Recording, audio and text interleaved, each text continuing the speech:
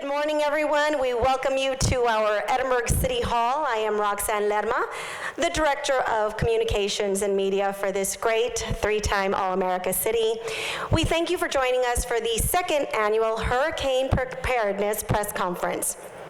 I'm certainly honored to be your Master of Ceremonies today as we come together to address the safety and preparedness of our communities in the face of potential hurricanes. This press conference serves as a crucial platform to disseminate vital information, to share best practices and foster that collaboration that we need amongst key stakeholders. So together we're going to outline strategies to safeguard our citizens, mitigate any risks, and enhance our ability to respond swiftly, effectively, and efficiently. Today's conference will feature some expert speakers here in the front row who are going to delve into various aspects of hurricane preparedness, including evacuation plans, some communication systems, and post-storm recovery efforts.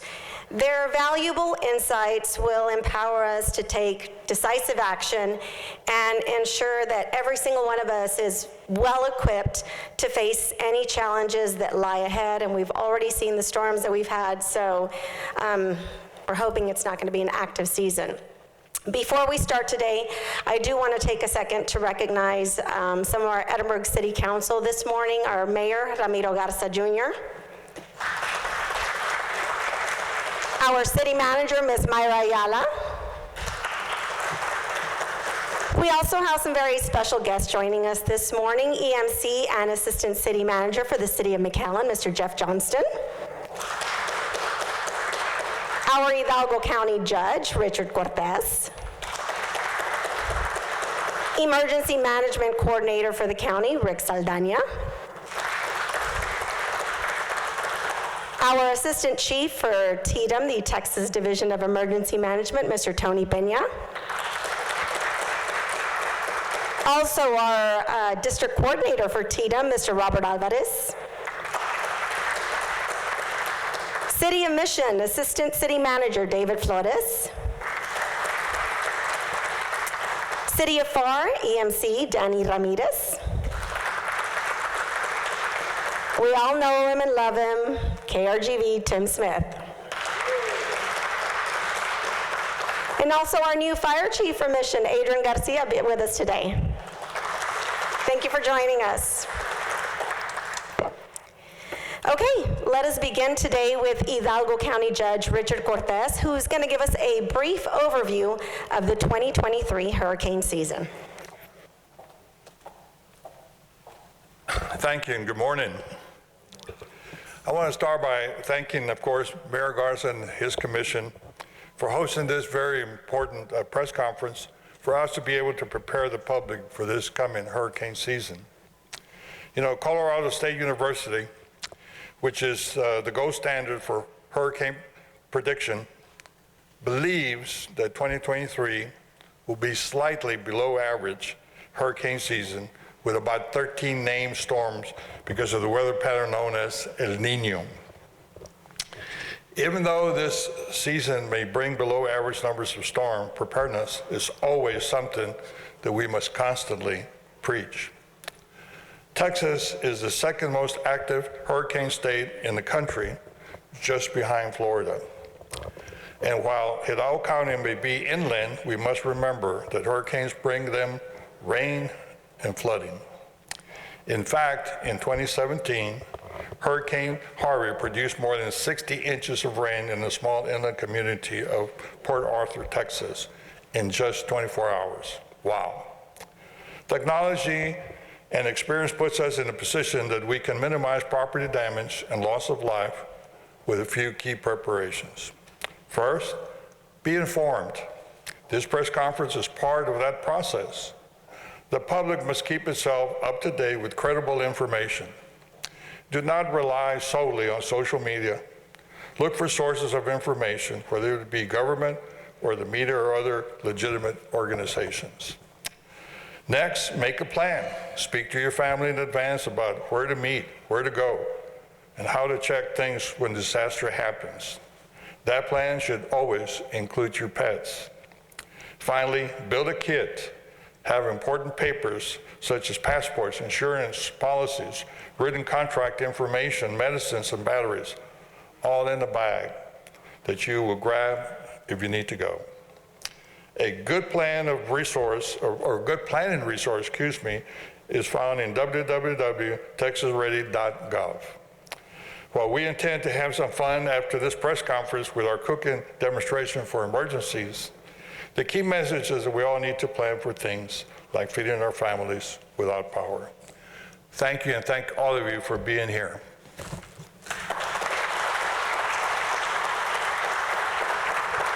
Thank you, Judge. We can't wait to see you cook. He's going to be one of our chef extraordinaires today. Good woman next to me. I like that. Good. It's usually that way. Now let's move on to our municipalities. Please welcome Edinburg Mayor Ramiro Garza Jr. to discuss the Regional Drainage Committee and also the importance of preparing emergency supplies ahead of time. Mayor.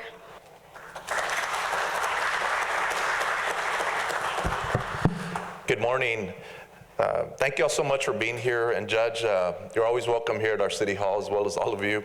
I want to thank all the other cities, all the other organizations that are here. I think we did this last year, I think at the university.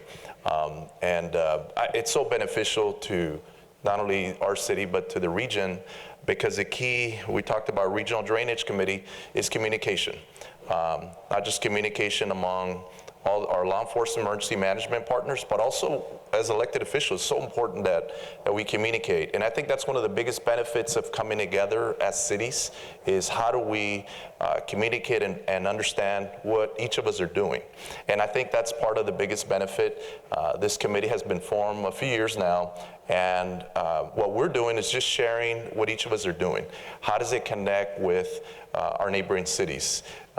Here in Edinburg, we have the advantage of being connected to so many different jurisdictions, being the northern part of the city. So we don't have a choice anymore. Whether we want to work together with our neighbors or not, we have to. Our residents deserve that, and that's why I'm really excited about that. As Ms. Roxanne mentioned, this Regional Drainage Committee is just the cities that are here in this county. We'd like to include other cities throughout the region as well that are always welcome to be a part of this. And it's really to coordinate our efforts. And I want to thank all the cities that have been a part of this. We have not had a meeting. We need to have one very soon again. June 1st is next week when Hurricane Preparedness kicks off. And we want to make sure we're ready and we're prepared. But as has been mentioned, we had a storm recently. We were talking about in Laguna Heights, and please keep that area in your prayers. The tornado touched down, and that wasn't even a hurricane. So it tells you how important it is that we plan ahead, as the judge outlined, within our household, within our area where we live, looking out for one another. Hurricane season is here, but it's throughout the year that we need to be planning. Power goes out, and right away we start panic, right? And I guess the most important thing is that there is a plan that you have ahead of time, that we let each other know, our neighbors, our neighborhood, keep in touch. I know there's a lot of chat groups out there, because I get calls from our neighbors that there's different neighborhood chat groups. Great, that's a very effective tool, but charge your phones. Have your phones up to date, and make sure that you're prepared. Some of the emergency supplies, and the judge may have touched on this, that we encourage is non-perishable food, several days supply, water 1 gallon per person per day for several days for drinking, and sanitation is recommended. Medications, extra batteries, first aid supplies, battery powered or hand crank radio, flashlight. Those are just some of the things that I think are important to have in place. And stay connected with your family, with your neighbors, as I mentioned. Can't stress that enough. And I know together we can look out for one another and be as prepared as we can be. Thank you so much for being here. Thank you, Mayor. So now moving to evacuation plans, please welcome McAllen Assistant City Manager and EMC, Mr. Jeff Johnston.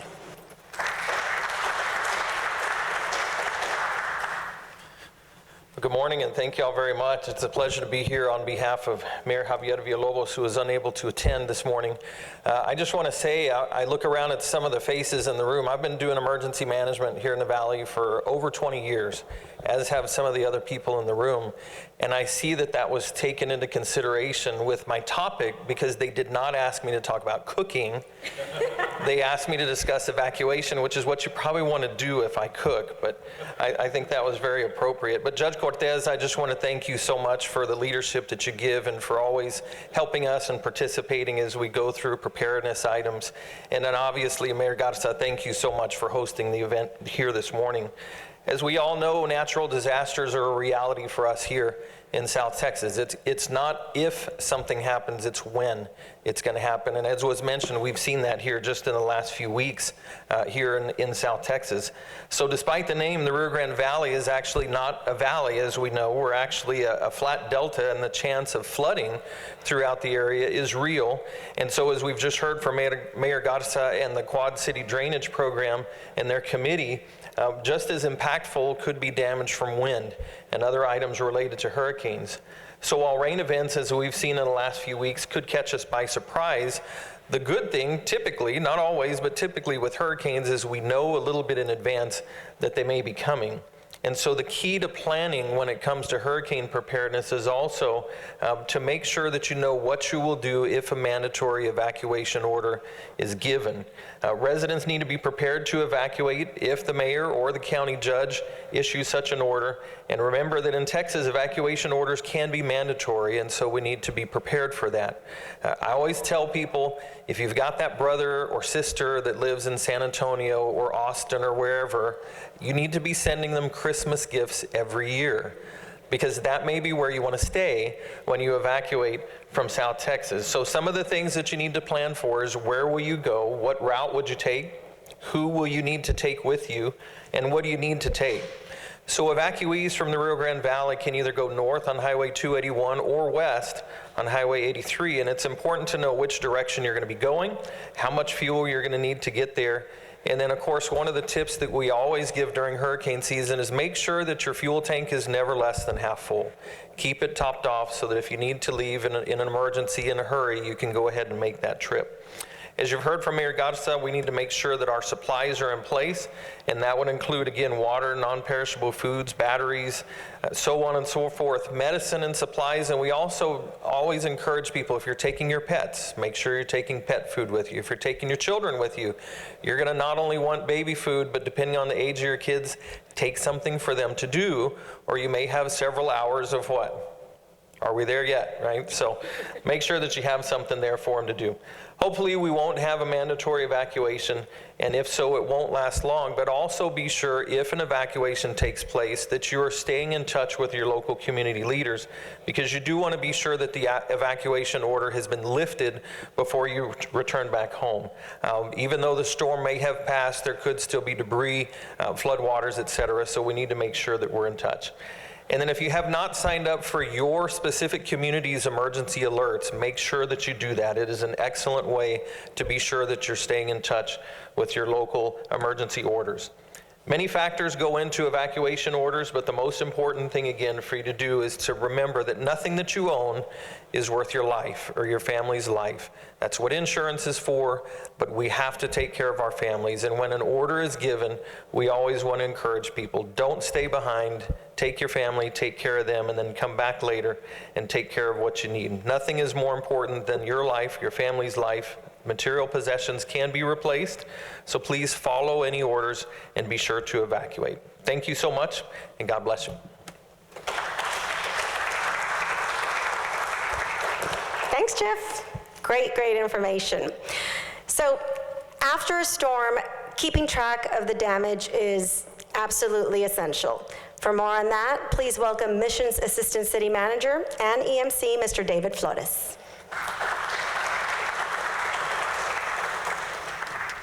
Good morning, everyone. Thank you for being here, Judge, amongst some great people here in emergency management. I'm glad to be here. I want to let you all know that your city and county emergency managers stand ready. However, recovery takes all of us. Every resident, every business, every institution, every government agency can help. Recovery begins when your emergency managers respond. Freezes, straight line winds, hurricanes, major rain events that lead to flooding. When we respond, recovery efforts begin. Recovery is a process that brings things back to normal as quickly as possible. But it takes all of us. Citizens of Hidalgo County, you can help us to help you. The individual state of Texas assessment tool, ISTAT as it's known, is a state-supported damage assessment tool used by impacted residents to assist state and local officials identify damage to private homes and businesses. This data, compiled and submitted by disaster survivors via online tool, provides the necessary documentation to be used during the preliminary damage assessment process. Whether the state of Texas and our communities to meet the federal thresholds for disaster assistance. The information is rolled up to the Texas Division of Emergency Management and collects valuable information that we need to help during the recovery process. From my perspective, an emergency manager, this is the most important tool that we can have to be able to get things back to normal as quickly as possible. This information is in both English and Spanish, the system, and thank you, and everyone stay safe.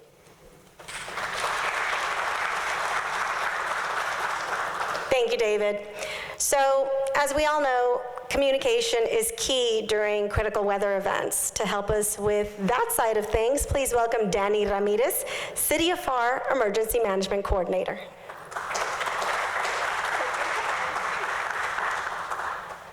Good morning, everybody. Thank you for the invite, Judge, Mayor. On behalf of the City of Pharr and Mayor Hernandez, my name is Danny Ramirez. I'm the EMC and EMS Chief for the City of Pharr. And so what I'm talking about is communication. So how do we as a city and a county communicate with the public when we have a disaster, a hurricane, a storm, or just want to get some information out? There's a lot of modes of communication that are out there now. So social media, Facebook, Instagram, Twitter. Making sure that the public's aware. I know the judge mentioned earlier is making sure that it's coming from a government agency, not just your neighbor posting something or somebody else posting something that they see. It needs to come from a government agency, whether it's the city, NOAA, the state, or even coming from our news partners, right? Some good intel is not just listening to anybody.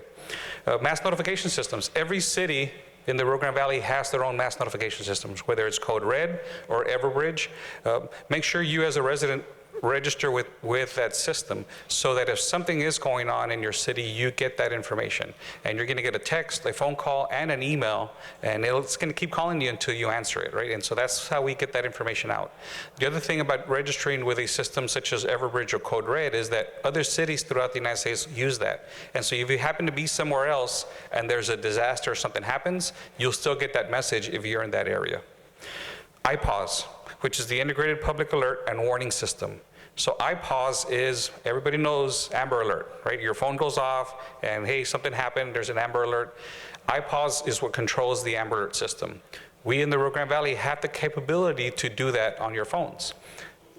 In conjunction with the county of Hidalgo, Starr, Cameron, and Willacy, we have a system set up, IPAWS, and it's run through the Pharr Public Safety Communication System where we can send that. It's not sent out very often because we all have to agree to send that information out.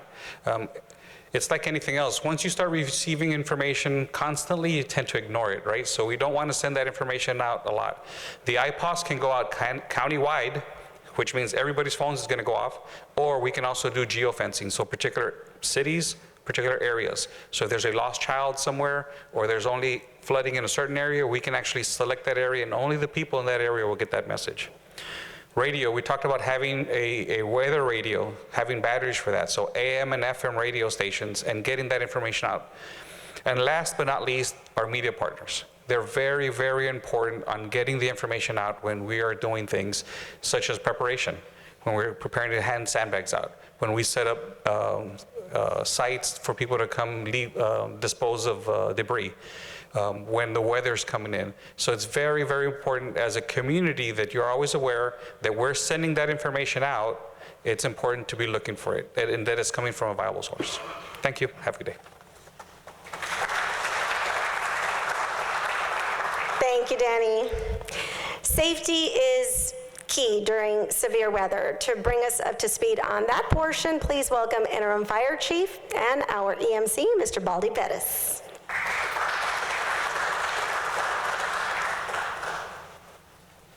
Good morning, everybody. Thank you, Judge, for being here, and Mayor, thank you. So what we're going to talk about is a motto that is out there on flood safety, which is turn around, don't drown. And what that is talking about is anytime that there are any kind of flooded roadways, you want to turn around and don't drown. According to CDC reports, the one most deadly hazard after disasters is drowning. So whenever our citizens are out and about and there's flood waters on our roadways, we ask that you turn around and don't drown. Anytime we put up any kind of barricade, caution tape, maybe even a vehicle, it's there for a reason. What you may not know is the road under that water may have been washed away. People not knowing what kind of current is going on with the water. 6 inches of moving water can knock down an adult. 12 inches of water can sweep away a small car or an SUV. And 2 feet of water can sweep away a truck. So at any point you feel that you can make it, we don't want you to do that. We don't want you to try. We want you to turn around and don't drown. One of the other safety issues that we want to address to our citizens is the use of generators. Generators are a great alternative to having power when there is no power available on the electrical grid. But they also present a lot of hazards. One of them is the carbon monoxide that is produced by these generators. So what we ask our citizens is that if you are going to use a generator, please use it in a well-ventilated area, meaning not inside the home, not inside a garage, or nowhere near any of the doors or windows to your home. Partially ventilated is not a solution. Using fans in your home to ventilate is not a solution either. So please, if you are going to use a generator, please have it well away from the structure. Electrical safety. Now I know, this is always a man thing. We want to plug in as many things as we can into one outlet. We don't want to do that, all right? Whatever size generator you have, make sure that it is capable of powering whatever appliance or device you want to use. So you're going to have to kind of make a choice. Charging phones, that's a good reason. Maybe your refrigerator to keep stuff cold or frozen. But don't go overboard and plug everything else in, gaming systems and TVs and all that kind of stuff. Just something to try to bring a little bit of coolness maybe to your family and be able to sustain some of your supplies. The next thing is when you're refueling your generator, please make sure that you refuel it again away from your home in an open area. Let the generator cool down for a little while before you start to pour the gasoline so that no vapors can ignite. So again, if using a generator, please be safe. Thank you. Thank you, Chief. So I think that we're all pretty familiar with our county and our city resources, but did you know that we actually have state assets that are readily available to help our region as well through the Texas Division of Emergency Management? Our final speaker this morning, TDEM Assistant Chief Tony Peña, is going to give us a rundown on that. Judge, Mayor, thank you all for having us here, and for the rest of the mayors and the rest of the elected officials that are not here, thank you all. So on behalf of Governor Abbott, Chancellor Sharp, Chief Kidd, and the Texas Division of Emergency Management, everybody that's presented here, it's hard to follow up on everything they've said because each one of you all took all my talking points. So I'm kind of speechless now. So what I'm going to emphasize is we, the state of Texas, are here to help support our local governments, whether it's county or cities, to bring assets that are at the state level to assist y'all in everything that y'all are doing to help our citizens. I'm going to add to something that everybody's talked about is preparation. So Preparation is key to everything that we do on a daily basis. We as individuals, as residents of the county, residents of the cities, need to be prepared. Emergency management doesn't start at our level. It doesn't start with the emergency management people, the government, the state government, local government, or county government. It starts with each and every one of you all that's out there watching this program. Be prepared, not just for 3 days, but go to 5 to 10 days of preparation, because that's what it's going to take. We've all experienced recently hailstorms, rainfall, high winds, and Judge, Colorado University is great, but all it takes is one storm to hurt us. And it can hurt us bad. And we've seen it in the past. Many of us have survived many of those storms and have moved on to be here and use our experiences. So Plan A should never be the government at any level. Plan A should be your plan, the plan that individually that you have for you and your family and your pets. Take care of yourself, take care of each other, and reach out to your neighbors. We all have neighbors that we don't meet till the crisis occurs. When the electricity goes out, you go out of your apartment and it's like, or your house, and it's like, oh, you live there? How long have you been living there? Well, 20 years. I'm like, wow, my gosh, I didn't know that. Take care of yourselves, take care of each other. Y'all took my talking points. What can I say? God bless each and every one of you all, and here's for a great season with very little activity from nature.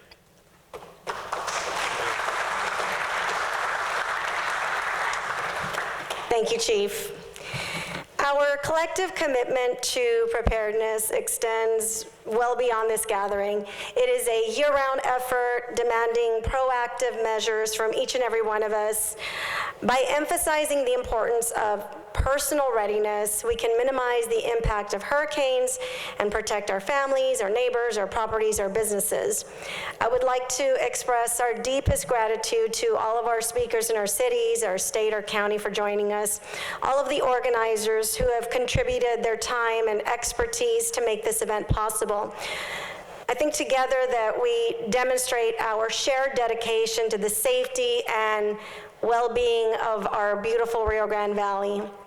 That concludes our press conference today. For the members of the media, if you would like to do any one-on-ones with our speakers, you can do that immediately after the presser in the back of the room so that we can begin preparing for Hidalgo County's, City of Edinburg, and Texas AgriLife Cooking School for Emergencies. We're all excited to see how this is going to go down.